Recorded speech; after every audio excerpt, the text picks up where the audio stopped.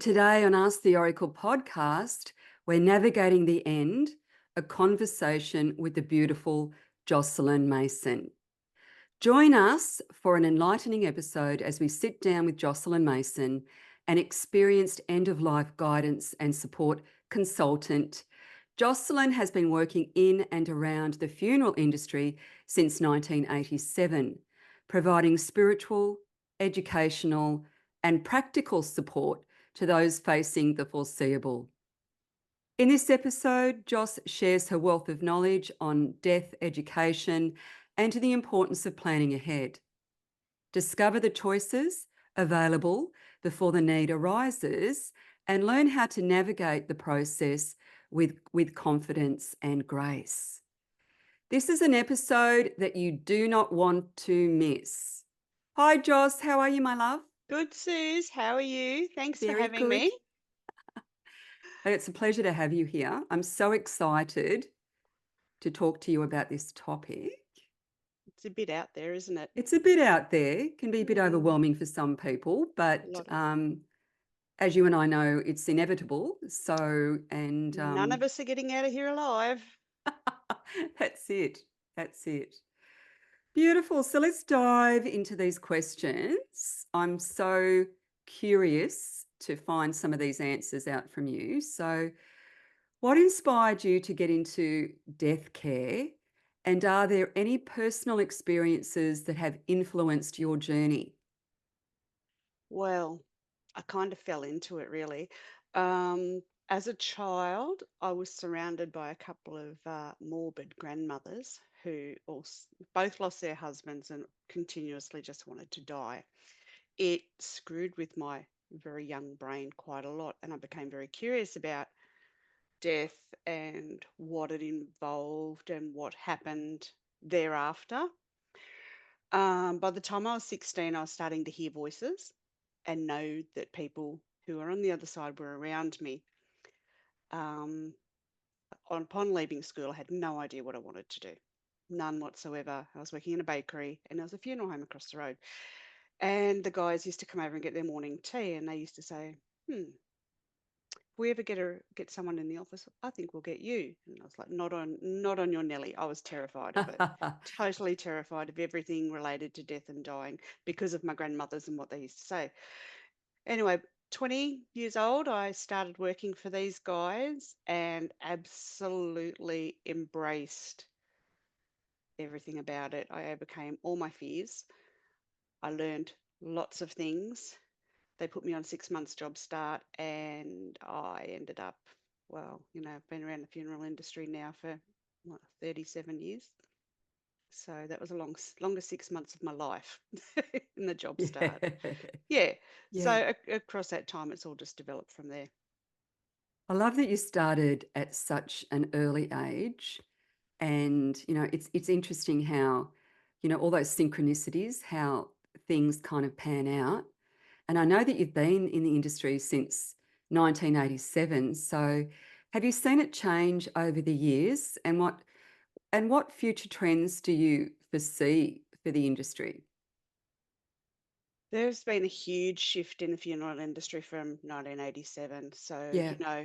back in the day, you went from a church, then you went to the cemetery. And very rarely did you go to the crematorium, and then you would go to the wake. Um, that was it. You had your service, your disposition, and the other. Then, as the age of technology started to take over, I saw the invention of the electric typewriter. Believe it or not, I'm that old. The fax machine, which was Yeah. amazing, and the mobile phone when it was a big brick, and that just brought along with it more technology. So people started thinking outside the square because anyone who died, their family felt like they had to have the funeral in the church. They had to follow the way that the religions dictated. Um, Fast forward another 10 years after that with the introduction of the funeral booklets.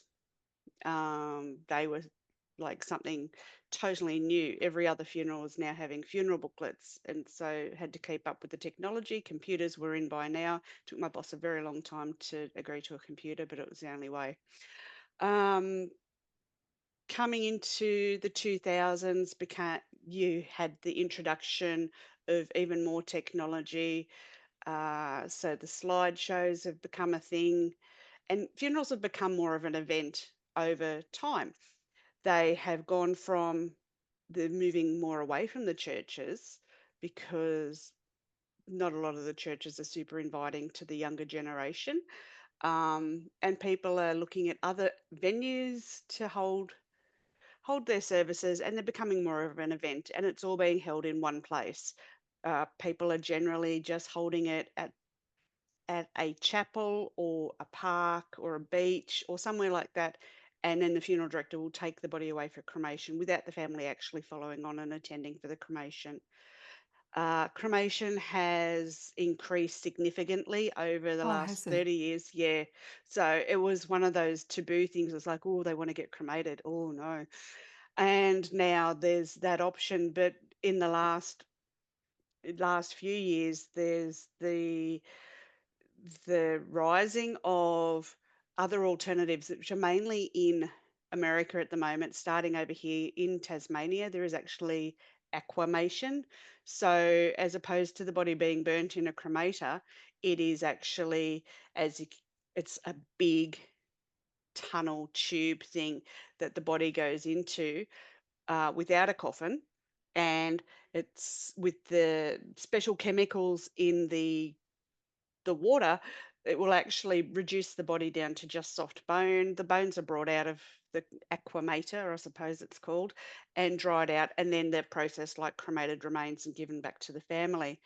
There That's is, fascinating. oh, yeah, I don't know how I personally feel about that one at the moment. Still trying Yeah. to get my head around the human soup kind of thought. But Yeah. um, then there's decomposition, just in a natural burial ground Yes. where people are composted, for the sake of a better word. That there's a body farm up around Sydney where people Okay. donate their bodies to a body farm, Yeah. and their bodies are uh, just yeah looked at by scientists and in forensic up and coming forensic investigators and everything to try and work out, so if they have a scene, they can work out from people who have donated their bodies. Their body donation has been around for quite some time, but depending on the universities, depends on whose body they will take, depends on what they've died of and how far away they are and how quickly they can get their body to the university for the body donation.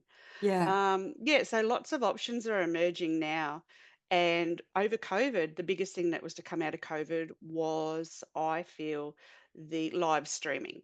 It came at a time when it was so desperately needed, when people couldn't leave their homes, Yes. and it has not gone away since COVID, all the restrictions lifted. People are still mostly having the live streaming, and it's a lovely, like, you plan for your birth and you plan for your marriage and you have photos. And I'm not suggesting you go and take a photo of grandma in a coffin, but you know what I mean? There's Yes. photos, Yeah. and it is a celebration of someone's life because they've been I here for love the celebration. X Yeah. amount of years. But the saddest part I found about that, there are also a lot of people who are opting for direct cremation.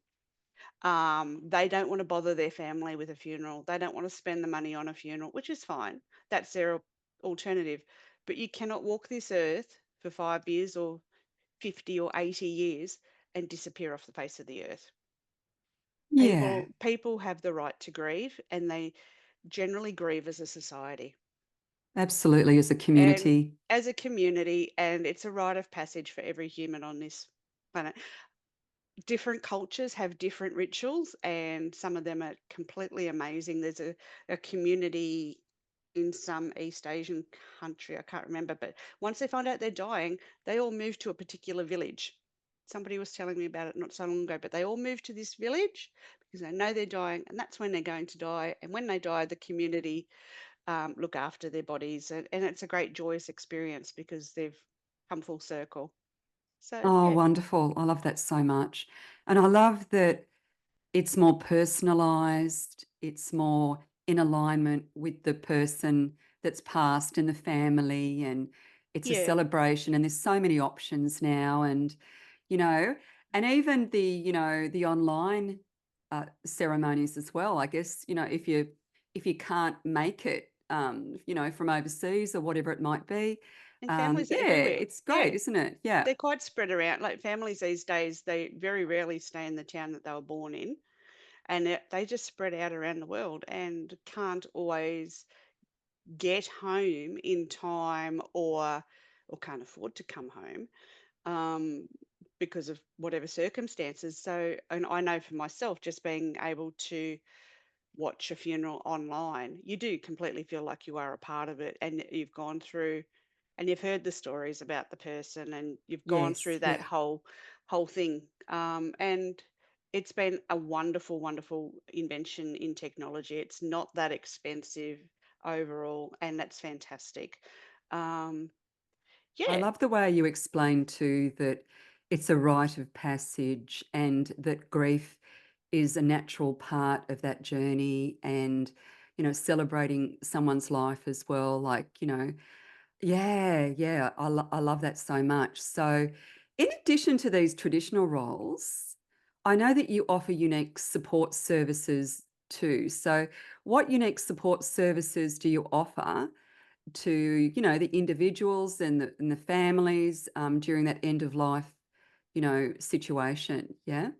yeah. So I offer to sit with the families and or only the person who is terminally ill, just to sit and just chew the fat, basically. It doesn't have to be rigid, it doesn't have to be anything that's hard. I just like to keep it simple and I like to keep it easy and just talk to them about what they're feeling, because you know while some people are okay with dying and they feel like they've lived a good life, there are people who are absolutely terrified of life. Yes. And it's Yeah. about unpacking that and trying to assist them in coming to terms with what is actually terrifying them the most, other than the unknown of what's on the other side. And clearly, I've got my own spiritual beliefs, and I will never push them on anyone. But it's really kind of amazing when you sit down with people, that'll sneak out into the conversation that they actually believe in something, or they've actually had their own experiences, and that opens up a whole conversation as well. I am an angelic Reiki practitioner. I do crystal therapy healing. I have found I did some reflexology. I'm not a reflexologist, but I do love being able to provide comfort to people with just using the essential oils with the senses, just to calm them and comfort them. I offer support to families as well who are absolutely dog tired and haven't had a break for knows how long, Yes. and to sit with their person while they go and have a sleep, or they go and get some groceries, or go and have a coffee with a friend, just so that, because they don't want to leave their loved one by themselves, and I'm there. I also help coordinate them with people like the celebrants. They give them their options with their cemeteries and crematoriums that they don't know too much about.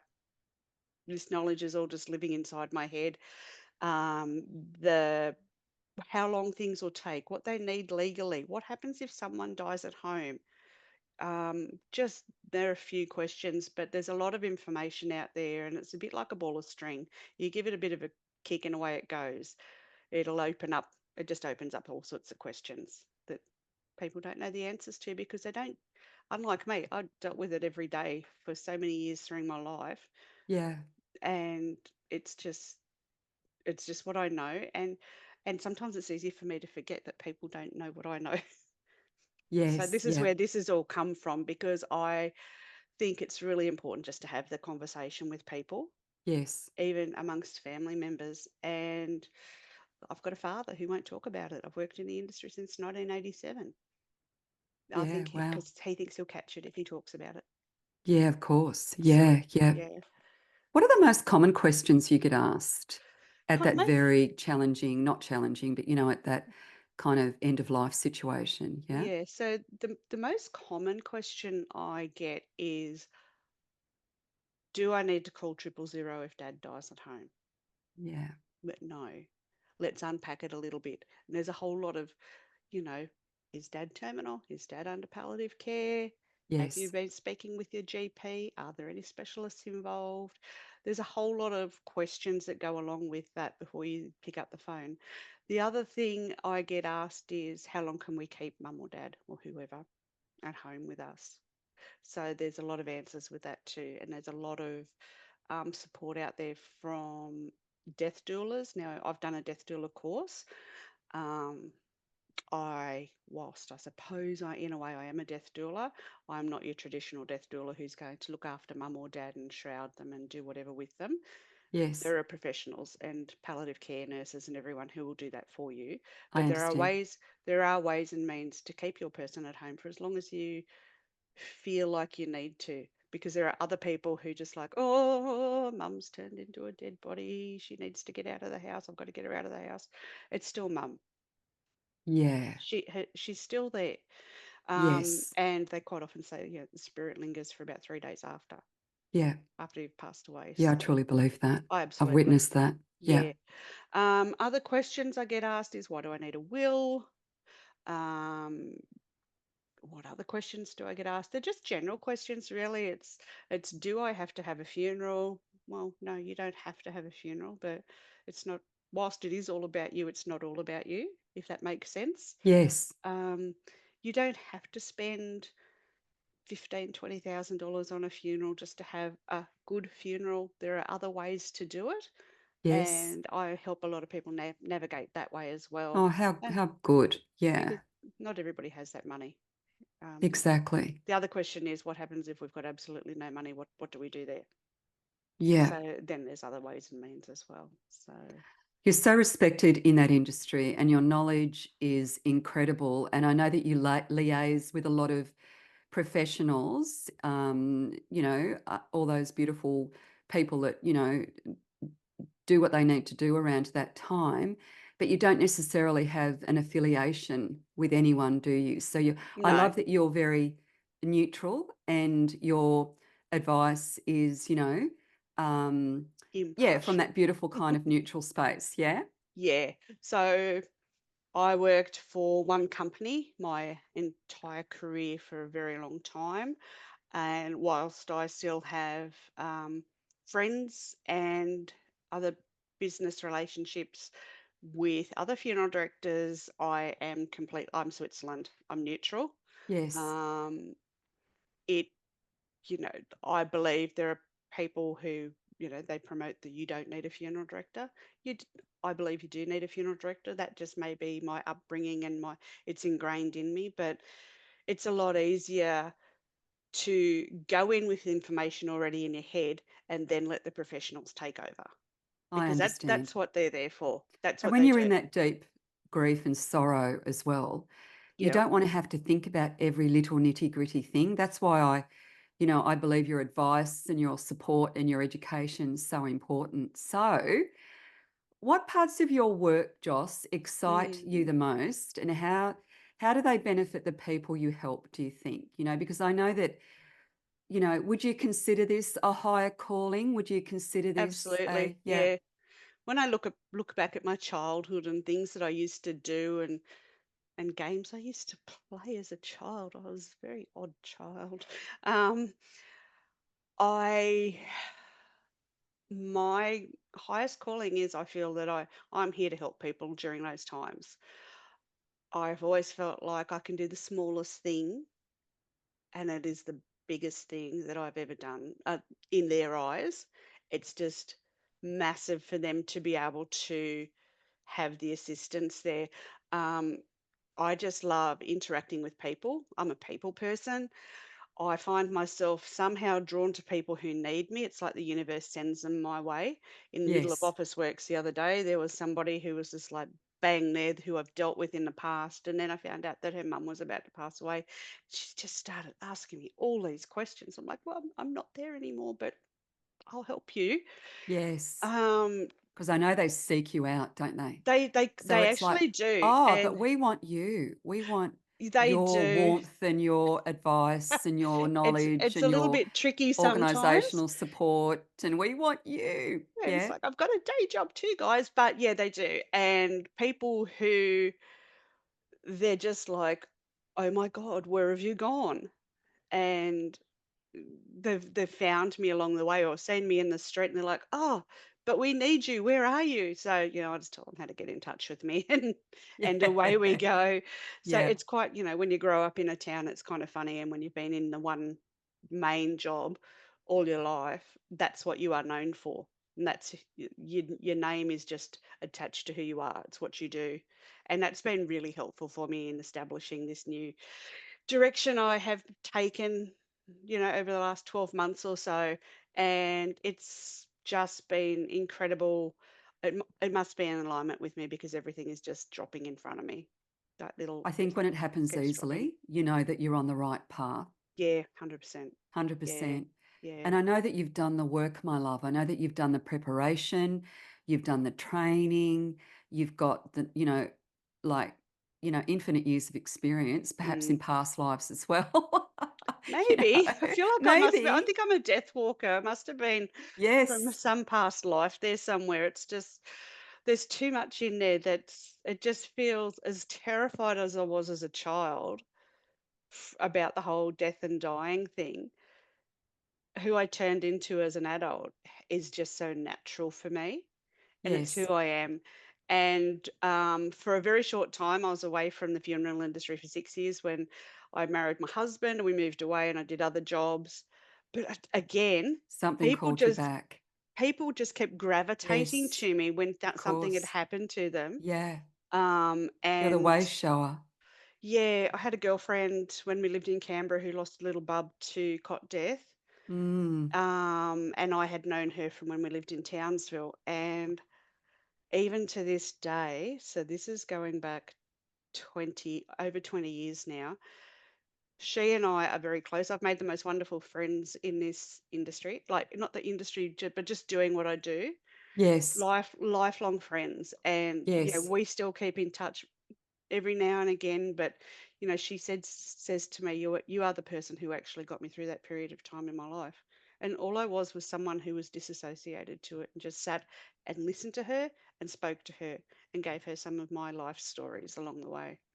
Beautiful. I love that you hold space for them. Mm, Um, I truly believe, it's such a gift to support someone through that process. And often when I do mediumship, I get the message of, thank you. I didn't feel alone. Thank you for a beautiful passing. Thank mm. you for wrapping me in my, hand knitted blanket and playing my favorite music and all of that. So I know that it does make a difference to the transition. Absolutely. Yeah, absolutely.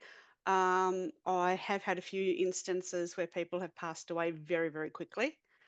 Unexpectedly, accidents. My own Yeah, grandmother was killed in an accident, and the messages that have come through afterwards. You got to pick your audience before you pass on messages, though. of But course. there've Yeah. been a few times that I saw very clearly that was one that was an act. It was an accident, but the family didn't know whether he had actually committed suicide. Right. And I got the vision and the message very clearly that it was a complete accident, and I actually got to see how it actually all transpired. And yeah, eventually that was able to be quite a long time afterwards because their grief was so deep. Yeah. Um, Often you they're know, numb, aren't they? yeah, Mhm. and just broken, Yeah. just It's completely broken. devastating. Yeah, and But your message would have been so reassuring and a healing for the family. Yeah?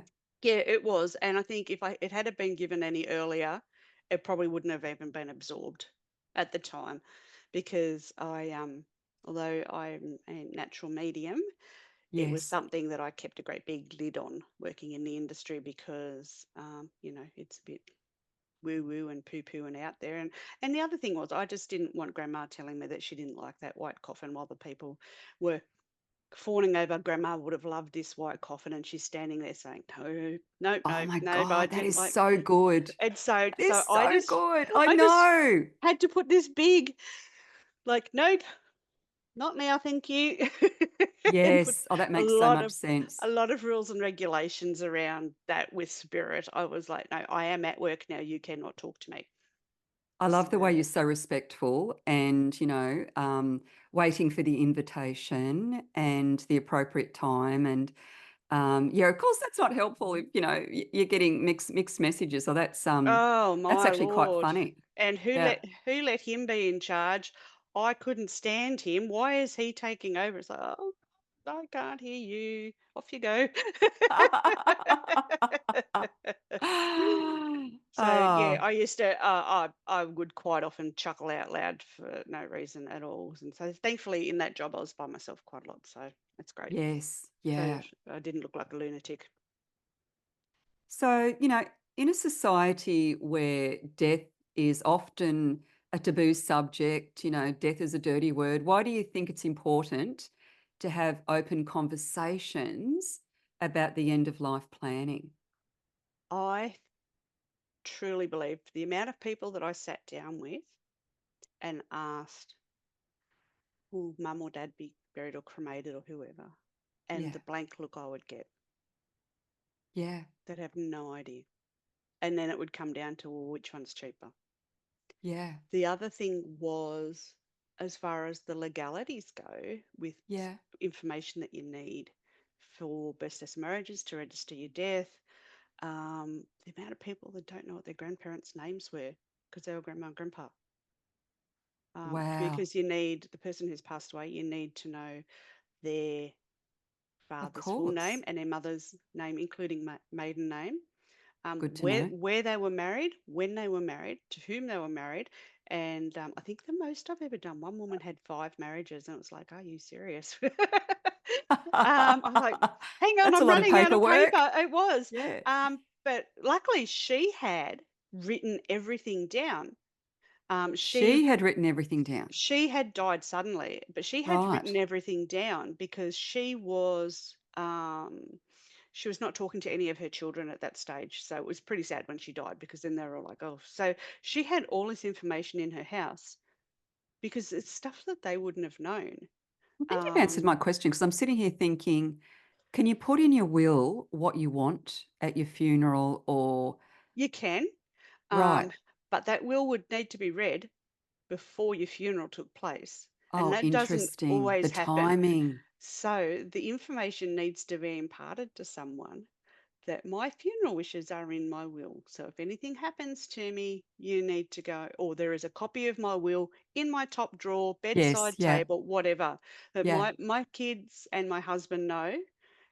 And my daughter says I'm a sicko, but takes the weight off her shoulders. It's there Yeah. because I've witnessed so many people. Your brain exits stage left, no matter how prepared you are Yes. for knowing. Mum's It's had like a cancer. birth plan. It You know, when is like, people have a birth plan yeah, and the birth plan goes out the window when everything, goes off script. yep. I'm assuming that it's the same for that Oh, beautiful rite of 100%. passage at the end of your Yeah. life, you know? Yeah, Yeah. and things don't always go as, even when people are under palliative care, beautiful, and it's lovely. Those girls and guys are like angels to the families. They really are, but they just Yes. can't be there all the time. That's the thing. And then I had a girlfriend, her dad passed away just after being taken home to pass away from palliative care, but it happened in the middle of the night. It wasn't particularly wonderful. The whole end bit was actually quite confronting for her, and she was there by herself. Um, and it's just the knowledge that this could happen. Okay, I love it that dad wants to pass away at home. I love it that you want to look after him. Yes. This may not necessarily happen how you empowering people with the knowledge to make the choice that, okay, all right, well, I'm okay with that, or oh geez, we might rethink this, Yes. um, Yeah. or get some more support people in, so you're not left sitting in a house at 2 o'clock in the morning by yourself with dad and then waiting for someone to from palliative care to turn up and the like. Yeah. My Beautiful. other big thing for families is, and I think I briefly touched on it before, is don't rush into anything. Okay. Just don't Yeah. rush Give it into it. some, give it, have Give a it, breathe and give take a it some breath, space. Yeah. because you only get to do this funeral once. Yeah. And I've had so many families like, oh, we're all visiting, we all need to go back to work, we've all been here for 3 weeks, we've got our own lives that we need to get along with. We need this funeral in 2 days' time. Yeah. Well, Yeah. no, there's probably more than 2 days working hours for a funeral director to pull it all together. And Exactly. you're putting more pressure on yourselves, then you're going to end up fighting with each other. Just take a breath. I It think it's doesn't, so good to have someone in the room that's not so emotionally connected and triggered and that's what I and found. Yeah. Like people will say, oh, but our granddaughter, she's so good with the computers. We'd love her to do the slideshow. Okay, that's fine. However, we need it 48 hours before because we know full well that it's gonna, when the emotion's in it, you just want it to be perfect, and you've got to put every single photo of every single family member into that slideshow. Give it to the funeral director, give it to whoever's going to do it for you. There is no emotion attached to it. They will put all of that into it. They yes, are very experienced at doing these things. yes. They will do it in an hour, That and makes so much sense you've just because they stayed do it awake for every 2 day. days, That's right. They and know it will what to be a do. beautiful production as well, and I as much, understand. Yeah. yeah, so just and yeah, just take a breath. Yes. Take a Now, breath. can you tell us what a death cafe is and how it Well, creates a space for discussing death and dying? I know your local paper's done an article with that recently. mm, What are some of the common themes or questions that come up during these gatherings? But I guess the big thing is, what is a death cafe? Yeah. well, a death cafe is actually a worldwide movement. Is it? It Right. Yeah, I think it was originated in by a guy in America who felt that nothing links a community like food, drinks, and discussions. It Yes. brings people together. Like breaking bread. It's always, Breaking yeah, bread. like, yeah. And so the Death Cafe has come about it is just a gathering of people, have a cuppa, have some morning tea, and talk about whatever's on their mind Yes. about death and dying. It's not a loss and grief support group. It's not a counselling group. It is not a promotional group where you get whoever in and their specialty is whatever, and they take over. It's not just not. It's all about just community. And I had my first one in January. The media turned up Yes. Yeah. unannounced. It was amazing. People turned up, and from there it has just grown into other areas for me. But the Death Cafe itself, the questions are: if my husband dies at home, do I call 000? Yes. Why do I need a will? A lot of those strategic logistical Yeah. questions, yeah? Yeah. What do I need to do if I want a natural burial? Mm, How do I go about donating my body to science? yes. Just all those things that I kind of covered before. Yeah. And just, yeah, and what can go in a coffin and what can't go in a coffin, which is interesting in itself. Just depends on whether you're going to be buried or cremated. Um, All of that stuff, questions yeah. about embalming, and yeah, it's actually it's a really easy, fun group to navigate, I have found. I've been to a couple in Northern Victoria just to see if I was on the I right love the track way you with, do your homework, yeah. yeah, because I'm thinking, can I do this? And when I got there, I had this big grin on my face all the way home, going, of course I can do And this, it's so needed for the community. Oh, It's it such a is. beautiful community service. It is, and it's surprising since the last one how many people have approached me about the one that I'm having next week. I think it's going to be heaps bigger than it was, and there were quite a lot of people at the last one. But just the questions, and one fellow asked me, "What can I ask when I'm there?" I said, "Whatever you want to ask. If I don't know Right. the answer, I will find out the answer." But it's also about the message. Get your plans out. Have a death box, or have a folder in your cupboard, or just whatever, and Yeah. just let people know that it's there. My grandmother, who died in 1990, this is a funny story. She wasn't a very nice person. Anyway, she had all her wishes. She died of liver cancer. She had all her wishes on a cassette tape, right down to who she Right. wanted the pallbearers to be. Dad found that tape 6 months after her funeral. Oh, God. And the funny part Dearly. about it funny I part don't about it mean to was laugh. no, It's not funny. you can, she wasn't very nice. And the funny part about it is the 6 people who she had nominated to carry her coffin hadn't even turned up at her funeral. Interesting. Mm. Yeah. So, but yeah, What if someone's, like, overwhelmed or really hesitant yeah, to it's kind of really even difficult. talk about end of life planning? Yeah, it's really difficult. Like in the case of my father, he just won't talk about it, so I just don't talk about it. Mum, thankfully, is different. But it's really quite interesting that when I sit down with people, because I can talk the leg off an iron pot, I can pretty much talk to people about anything at all. And it's Yes. amazing once someone is comfortable, and Yes. if I ask the question, "W- what scares you the most Yes. about it all?" Let's unwrap that. Yeah, and I Yeah. start unpacking like that. Yes. And before too long, I start getting answers, and people Beautiful. become more comfortable with talking about things. And it's also like once you start talking about, oh, we need your parents' names and that, and then they'll start telling me the story about when they grew up. And look, I'm okay. I've got time to listen to that sort of stuff. But Yes. that's them imparting their knowledge, and I understand. even the stories. Just get them Um, talking. get them talking because Ask them what is frightening them. yeah, Like, and ask what them is what's that? frightening Yeah. them. And look, you're going to get those people who just clam up altogether and not want to talk about it. Mm. However, it's quite amazing when someone who is not attached to it and doesn't have any, I think a lot of people think that people have an ulterior motive to be in the will and get all the money or, Oh, something there's like all that that. suspicion in around All that money as suspicion. well. And I older know. people are very suspicious.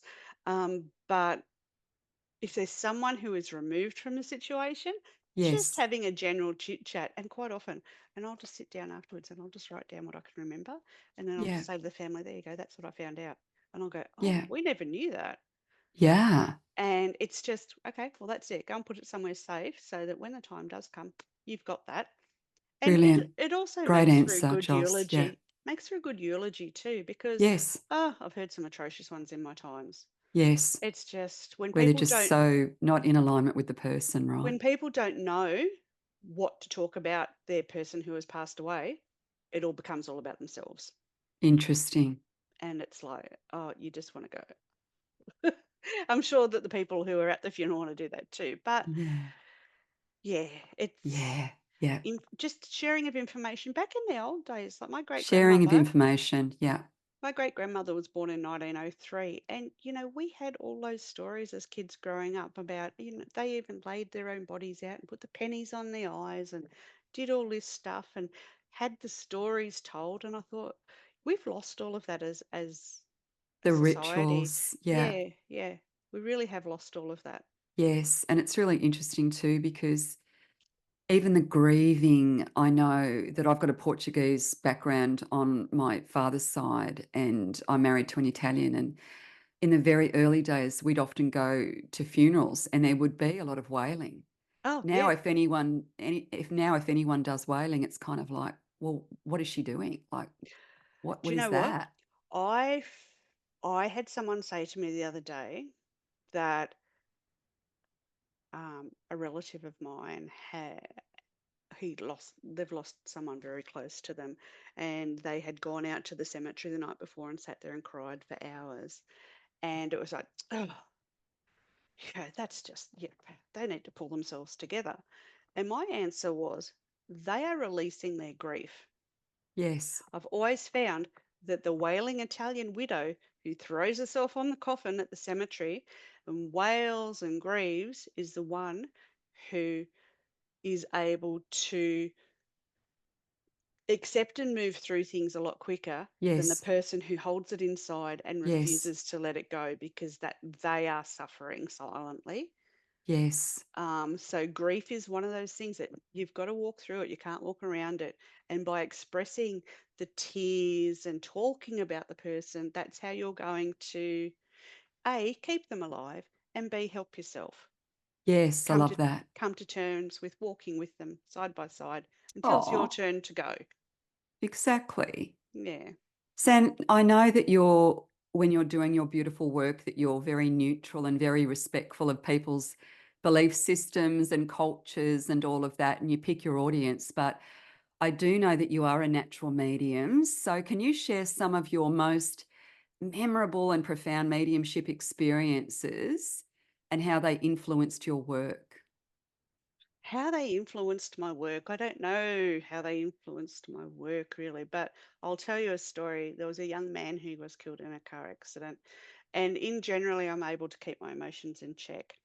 His mother, her grief shredded me. It literally, anytime that woman was anywhere near me, even now, years later, it's been 10 years, still shreds me sometimes. Right. The day of Yeah. his funeral, there was a storm. And right at the time when the funeral was starting, I was in the office by myself. The door, big, heavy metal glass door, flung open. And I heard it started. And I thought, yep, we're going to get a storm. Okay. And I just sort of thought, okay, Scotty, thank you. Went over, shut the door, end up locking it so it wouldn't do it again. Yeah. Without a word of a lie, a couple of years later, beautiful, sunshiny day, beautiful day, the door's done it again. And within 30 seconds, his mother walked through the door. Oh, wow. And I went, okay, all right.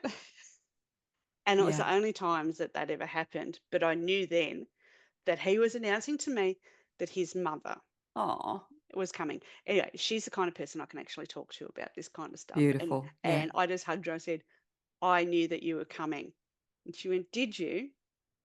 And I had previously told her about what happened with the door when the funeral started. I said, Yes. Yeah. that door just flung itself open again. And she just laughed and then she cried.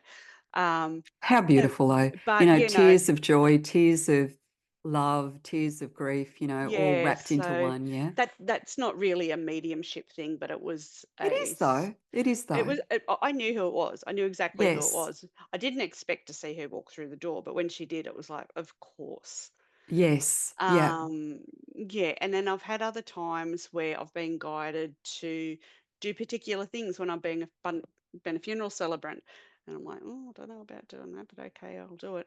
And then when I've done it, it's actually been something very pertinent to the person that's passed away who I didn't really know. Interesting. Yeah, and Almost like they've requested you, yeah, yeah. like Right the down spirits to requested you. I felt guided to give a couple of little grandchildren some crystals one time. And I put them in my pocket and I thought, oh, that's silly. Took them out of my pocket. And then I thought, no, I have to put them back in my pocket. And I gave them to them. And they looked at me when I gave them to them and they said, our Poppy collected crystals. Oh, And that is so I good. didn't know that. And I was just Of like, oh, course. I knew that I was supposed to give these crystals to these kids. And those little heart-shaped rose quartz ones. So Beautiful. No, put them back in your pocket. They're for yeah, my so grandchildren. yeah, that was pretty much, yeah, Yeah. had to put them back in my pocket. So, just a couple of just those little things. And as I said, the little things make the biggest difference with people. And Oh, and truly they do. you've got to trust yourself that if you're feeling guided to do something, just go and do it because somewhere along the line, someone's going to validate it for you.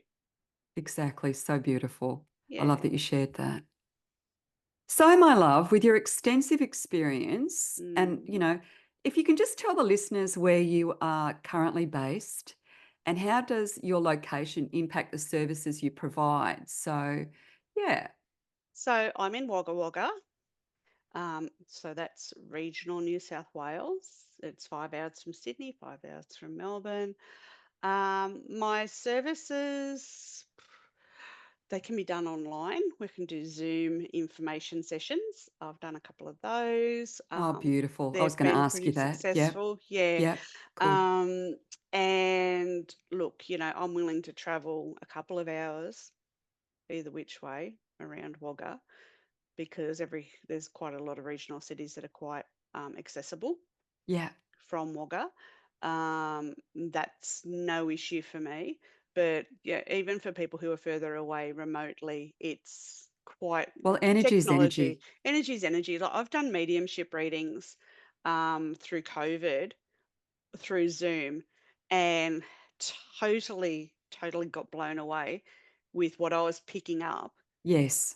from spirit about the person that was coming through for who I was talking to on Zoom. And that I remember the first time that ever happened, and I just couldn't stop giggling afterwards. I went, wow, that was pretty impressive. So the energy is energy, and it doesn't matter where you are in the world. And I've got another friend in America that I actually gave some information to, and she was like, how did you know? And it was stuff that even though she's my girlfriend, I wouldn't have known, because this was stuff from before I've known her. And Especially if people have questions.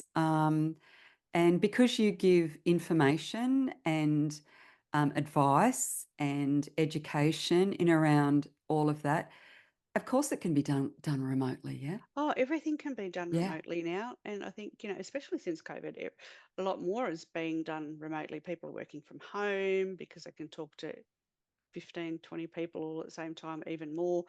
And then, there's electronic documents. So I have advanced care directives that have been put out by the death doula who ran the course that I did. Yes. They Yeah. are a legal document, and they're a bit different to your normal advanced care directive, where the main ones that are put out by the health department are mainly about your health decisions. This one also incorporates where all your passwords are, where all your legal documents are, where who holds your electricity, your gas, your water, so people know. And that's another really big thing too, is closing down social media accounts and other accounts. So everyone's got an Amazon account or a Netflix account, and all these accounts Interesting. Yeah. they need to be closed down afterwards. So somebody needs to know a password to do that. Yes. So that's in these things, and then it goes into you Especially know if your partner's always done all of that. yeah, If and your partner's always paid all the bills and organised bits and pieces, and even if they haven't, I think you most often, families are like that. There's one that does yeah, do it. Yeah. yeah, that makes sense. I know So that you were kindly, yeah, gifting that document out, and I think I was one of the first to say, yes, please, I'll have one of those. That would be useful. yeah. Yeah, no, so they're just like I just send them out. Like it's nothing for me just to attach it to an email and send it out to people. There is a spot in it for local people that, if they need someone to witness it, I'm a JP, so I just witness it, go around and see them Well, and sit that's down with handy. them. But it Yeah. also goes in this document through to what you might like for your funeral. Oh, does it? Yeah, do you want a funeral? Do you not want a funeral? Where do you want it? How do you want your body to be disposed of? And whether you want it donated to science or buried or cremated or aquamated or whatever. Um, Yeah. Aquamated. I've Acclimated. still got to get my head around this aquamation thing. I'm sure it'll become a thing. It's like Yes. it's like the people who get cryogenics done. There's a facility out in Holbrook, which is about an hour away from Wagga, Is there? and they just got their first partial body part donated. There was a big article on the Interesting. news. Yes, it's not even a whole body. It's just like Like a the head or something. it's their head. Yeah. So Yes. I don't know. I don't know about that, but anyway, Yeah. each to their Yeah. own. Each to their own. Each to their No own. judgment here. Whatever floats Mm-mm. your boat, No, that's literally. exactly right. Yeah. Like if you are going to get a new young body attached to that head in however many years' time, that's fantastic. But yeah, I've got to keep a sense of humour about this. I You think it's do. You you do. do. Oh, So yeah, so that document that I have is really, really a very comprehensive document. I think it's a brilliant document. Such a Yeah, great idea. yeah, it is. Yeah. So, my love, how do Mm-hmm. people contact you? All of your contact details will go in the show notes. Mm-hmm. I'm also wondering if you can share, your next Death Cafe, where's that and what time that's Okay. on and that Yep. type of thing. Yeah. So my next Death Cafe is going to be at the Wagga City Library at 11:30 on Friday next week, the 28th of February, at 11:30 to 1. Yes. It's within a meeting room at the library. It's a very safe space. It's, what stays in the meeting room goes on in the meeting room, stays in the meeting room, I love that, basically. that confidentiality, that safe Yeah, yeah. space. Yeah. And it's open and it's free, and the library provide tea and coffee, and I've got a lovely lady who asked if she could bring a passion fruit slice, so that's fabulous. And Yes, please. I said yes Yeah. please, and I'll Yes, have three please. pieces. I am actually looking at going into providing online death cafes for people who work full time, Yay. Oh, can't that's so attend. good to hear. Yeah. Yeah, so I'm looking at the logistics of that and how that's going to Because work. we have a global community. And I don't know Oh, we about you, but do. some of my best friends don't necessarily live in my town. I've got beautiful friends that do, but I've got lots of friends that don't, you know. Yeah. So, yeah, Yeah, and like even going back to that advanced care directive, my girlfriend in America was like, I want one of those, and she has filled hers out, and she's in America, and so I think the majority of the information would be pertinent to worldwide Australia. anyway. Yeah. Oh no, to her too, Oh, to over in her too. America. Yeah. Yeah, yeah, just Yeah. Yeah. stuff. And so mostly at the moment, I'm contactable. My Facebook page is just my name, Jocelyn Mason. I've got to keep getting it right because I get it confused. End of life guidance and support consultant. I have you. Will you be putting my mobile number up on the? Would you like us to? Yeah, that's fine. Yeah, I'll I've send got you your a code. mobile number here. Yep. I've also got your email as well. Yeah, and the email Um, is yeah. let's talk jocelyn@outlook.com. Um, How perfect is that? haven't got a website yet, but that's just another one of those things I have to get my brain around how to manage. But once I Your do, I'll be Facebook doing page is blogs. really beautiful as well. I know Jocelyn puts up some really beautiful quotes and affirmations and tips and really beautiful bits and pieces. So it's really worth jumping onto her Facebook page, www.facebook.com, jocelynmason.eco, no, yeah, EOLG guide. EOL EOL guide. Is guide. that what it is? Yeah, EOL guide. Yeah. Right. So, Okay. Yeah. So, look, if anyone's got a question, there's no such thing as a stupid question. All questions are yes, valid. Because if you don't know, you don't know. exactly. And so, and Well, knowledge, you've as I told me said, lots of things that I didn't know. So, yeah, yeah, knowledge is interesting. power. That's right. Yeah. I love it. So, thank you so much for coming on today. I Oh, know you are this very is, welcome. I think it's so important to talk about end of life guidance and support. You know, as you said, it's inevitable. It's, you know, and such a wonderful podcast. And I know that our listeners are going to get a lot out of it, Joss. So thank you so I hope much, my so. love. Yeah, thank you. I know so. Yeah. You know Thank so. you. All right. Great chatting, Okay. Suze. Thank you. Bye, Joss. Bye. Bye.